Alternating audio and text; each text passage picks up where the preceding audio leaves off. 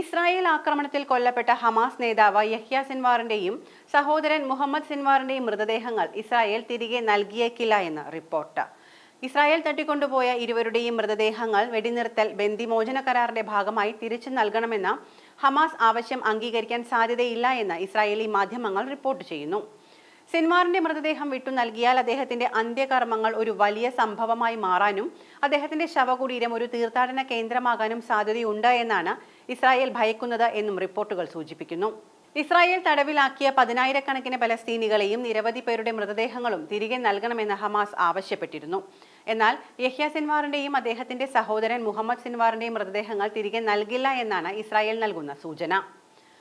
Israel ആക്രമണം കൊടുമ്പിരി കൊള്ളുമ്പോഴും യുദ്ധമുഖത്ത് സജീവമായി നിലകൊണ്ട Yahya Sinwar 2024 October 16-നാണ് കൊല്ലപ്പെടുന്നത്.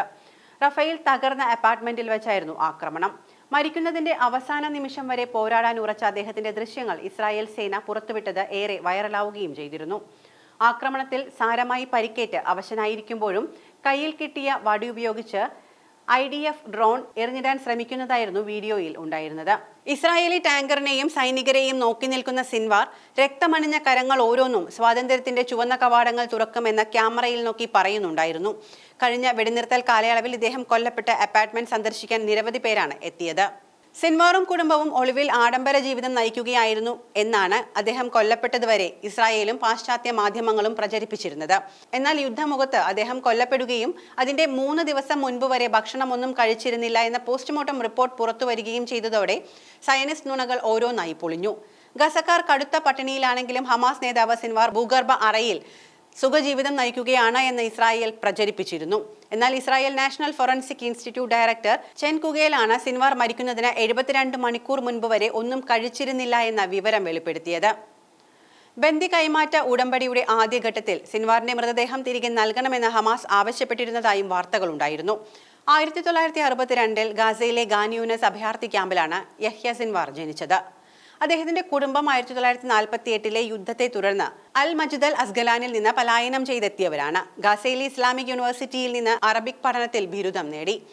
Israel സൈനികരെ തട്ടിക്കൊണ്ടുപോയി കൊലപ്പെടുത്തിയതുമായി ബന്ധപ്പെട്ട കേസുകളടക്കം വിവിധ കുറ്റങ്ങൾക്ക് 1989-ൽ അറസ്റ്റിലായ സിൻവാറിനെ 4 ജീവപര്യന്തം തടവിന് ശിക്ഷിച്ചു. 22 വർഷം അദ്ദേഹം ഇസ്രായേൽ ജയിലിൽ കഴിഞ്ഞു. 2011-ൽ ഇസ്രായേലിലെ സൈനികനായ ഗിലാദ് ഷാറ്റലിനെ മോചിപ്പിക്കുന്നതിനുള്ള തടവുകാരുടെ കൈമാറ്റ ഇടപെടലിന്റെ ഭാഗമായി അദ്ദേഹം മോചിതനായി. ജയിൽവാസകാലത്ത് സിൻവാർ ഹിബ്രു ഭാഷ പഠിക്കുകയും ഇസ്രായേൽ രാഷ്ട്രീയത്തെക്കുറിച്ചും സമൂഹത്തെക്കുറിച്ചും ആഴത്തിൽ മനസ്സിലാക്കുകയും ചെയ്തു.